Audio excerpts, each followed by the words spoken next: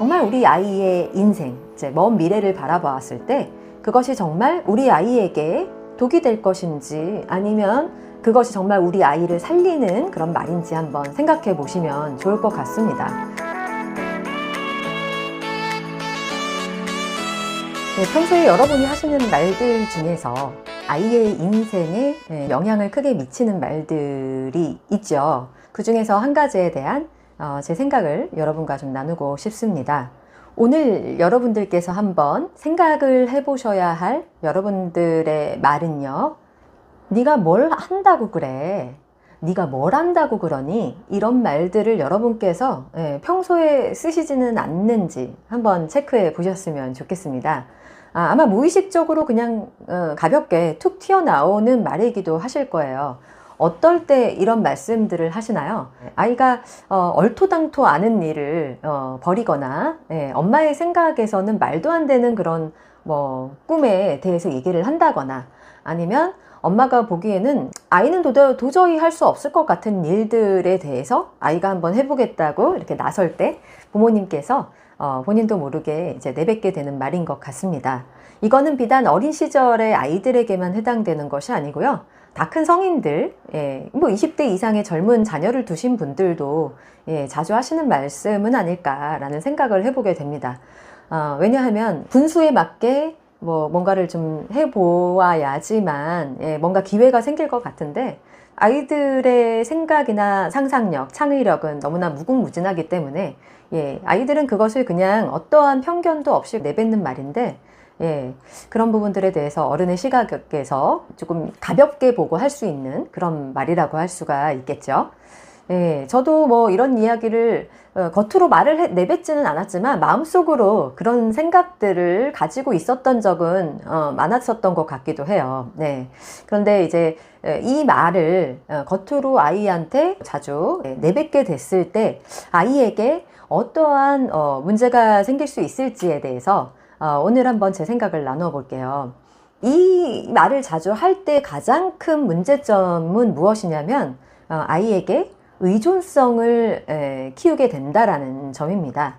아무래도 네가 뭘 할 줄 안다 그래, 네가 뭘 안다고 그래, 이런 무언의 이제 언어가 엄마의 표정이나 행동이나 실질적인 말을 통해서 바깥으로 이제 표출이 되면은요, 아이는 어떤 생각을 하냐면 나는 할 수 없는 아이구나, 나 혼자서는 안 되는구나, 그런 생각을 당연히 하게 되지 않을까요? 그러다 보니까 이제 부모님들께서 아이가 못하는 부분에 대해서 자꾸 이렇게 도와주게 되실 거예요. 네가 혼자서는 못해 라든지 그거는 엄마가 해줘야 돼 라든지 엄마가 도와줘야지만 너가 무엇인가를 성취할 수 있어, 이런 생각들을 알게 모르게 이게 주입을 하게 되는 거죠. 그러다 보면 아이가 당연히 다른 일을 도모하거나 어떤 시도나 뭔가 도전을 할 때에도 자기 스스로의 독립적인 태도보다는 누군가의 도움을 꼭 받아야 한다고 생각을 하기가 쉽다라는 점이 가장 큰 문제점인 것 같아요. 그래서 이게 대표적으로는 학원 문제도 여기에 들어간다고 생각을 합니다. 그래서 아이들이 이제 스스로 나 혼자 해볼래 라고 이야기를 할 수 있잖아요. 여러분 가정에 경험도 있으면 좀 나눠봐 주세요. 엄마가 보기에는 분명히 선생님이 필요할 것 같아요. 근데 아이는 내가 한번 해보겠다고 이야기를 했단 말이죠. 그럴 때 부모님들께서 겉으로는 차마 이 말을 못한다고 하더라도 표정으로 말씀을 하시면서 그래도 좋은 선생님이 계실 거야 하면서 선생님을 이제 찾아보시게 되면은 이제 사교육을 알아보게 되시기가 쉬우신 거죠. 비단 이런 거는 이제 학습이나 공부의 영역뿐만이 아니라 다른 것도 다 마찬가지인 것 같아요.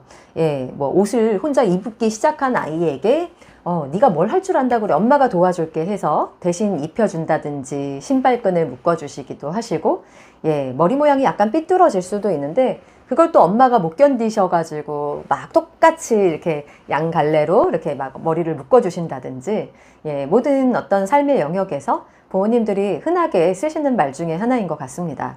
근데 여러분 가만히 생각을 해보세요. 이 말이 만약에 아이의 일상에서 차곡차곡 계속 쌓이게 되면 이게 어떻게 보면 이제 부정적인 인풋으로 작용을 하게 될 수도 있다라는 점이 조금 문제가 될 수가 있어요. 그래서 예를 들면 보통 우리나라 부모님들이 굉장히 아이의 삶에 과도하게 개입하시거나 간섭하시는 그런 현상이 많잖아요. 이게 무슨 꼭 육아의 시기뿐만이 아닌 것 같아요. 그래서 심지어 이제 성인이 되거나 결혼을 한 이후에도 부모님들께서 이제 시부모님이나 친정 부모님께서 많이 자녀들의 삶에 관여하시는 부분이 많지 않습니까? 그래서 결혼을 했음에도 불구하고 심리적으로나 경제적으로 독립하지 못하는 가정들이 굉장히 많지 않습니까? 그러다 보면 아무래도 부모님께 의존을 하거나 혹은 결혼을 해서도 남편이나 아내에게 너무 과도한 의존을 하게 되는 것이죠. 심지어 이제 아이를 낳으면은 은근히 이제 아이에게 의존을 하게 되는 경우도 많이 생깁니다. 여러분, 그렇게 되면요, 어떠한 문제가 생길까요? 앞으로 정말 내가 원하는 내 안에서의 어떤 내면의 목소리가 생긴다고 할지라도 그것을 미리 이제 싹을 짝둑 잘라버리게 되는 그런 무의식적인 행동으로 나타나게 될 수도 있다라는 점입니다. 그래서 이제 예를 들면 여성분들께서 제 채널을 많이 보시니까 이제 여성분들께서 실제로 우리가 가부장 사회에서 자랐기 때문에 이렇게 남성의 도움을 받아서만이 우리가 무엇을 할 수 있다라고 생각을 하게 되는 그런 무의식적인 잠재의식을 우리가 주입받고 살아왔단 말이에요. 그렇기 때문에 남편의 존재와 좀 별개로서 여성의 삶을 조금 더 독립적으로 운영하고 경영해보고 싶다라는 굉장히 목마름이 있음에도 불구하고 그것을 실제로 도전해보고 살아보고자 할 때 굉장히 많은 사회적인 편견이나 혹은 본인이 스스로 만든 그런 편견 속에 갇혀서 어떤 시도를 하지 못하는 경우 굉장히 많지 않습니까?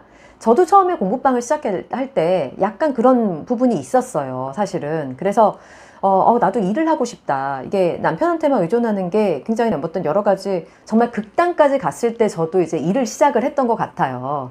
그 전에도 나도 같이 일을 해서 무언가 가족에 도움이 되고 내 삶을 좀 운영을 해보고 싶다. 내가 좋아하는 일 나도 하고 싶다. 이런 마음이 있었음에도 불구하고 조금 더 남편의 성공을 계속 기다렸던 것 같아요.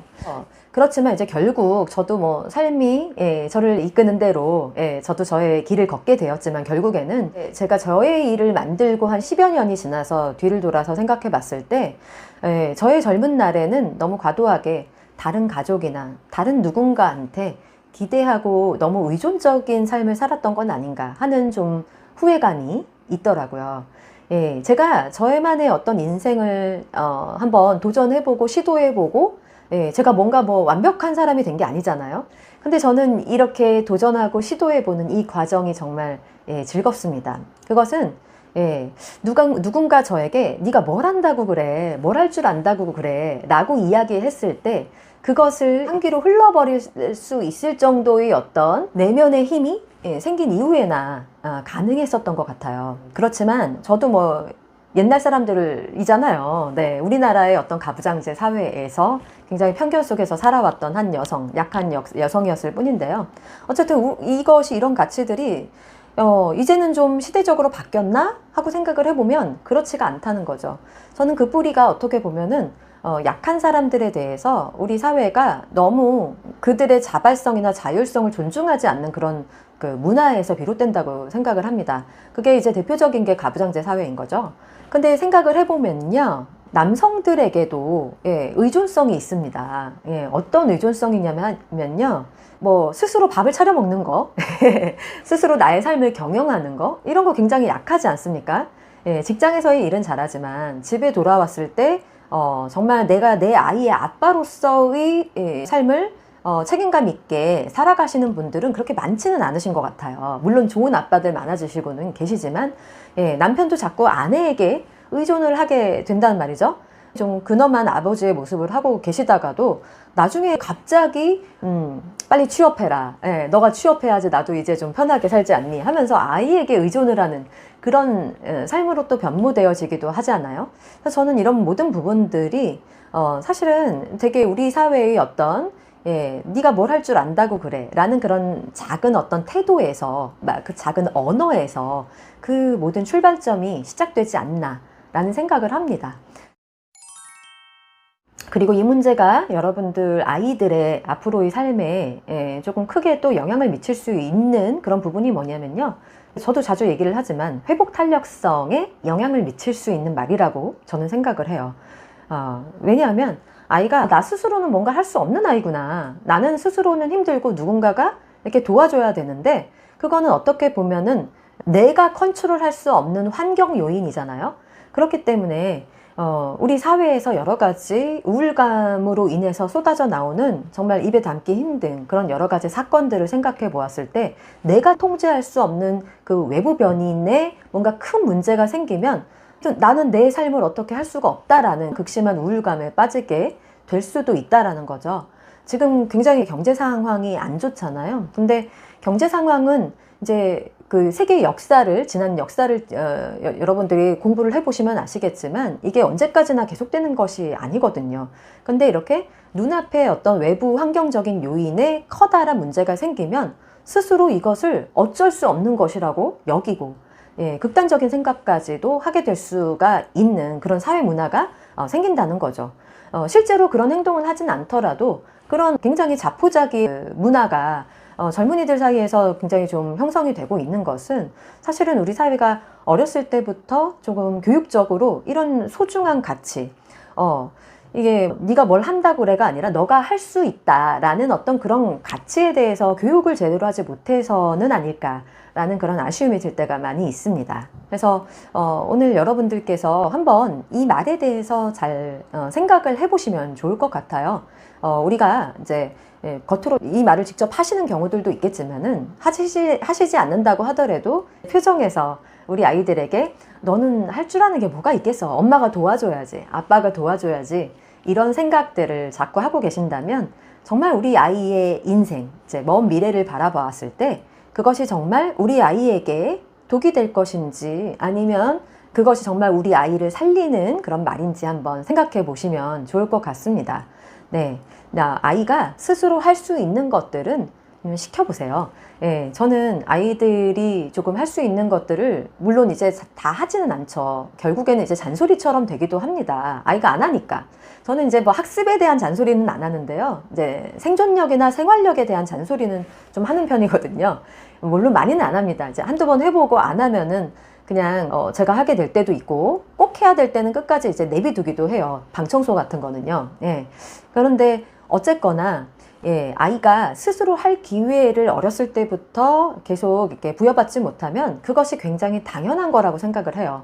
그래서 결혼을 해서도 배우자에게 기대를 하는 게 당연하고 자녀를 낳으면 또 자녀에게 기대하는 것을 당연하게 생각하기 때문에 이런 문화들이 우리 사회를 어떻게 보면은 좀 건강하게 하기보다는 좀 먹는 그런 문화가 되지 않나 라는 생각을 하게 됩니다. 여러분의 생각은 어떠신지 한번 댓글로 나눠주시면 좋을 것 같습니다. 그럼 오늘 영상은 이것으로 마치고요. 저는 다음 시간에 또 다른 이야기로 돌아오는 걸로 하겠습니다. 네, 감사합니다.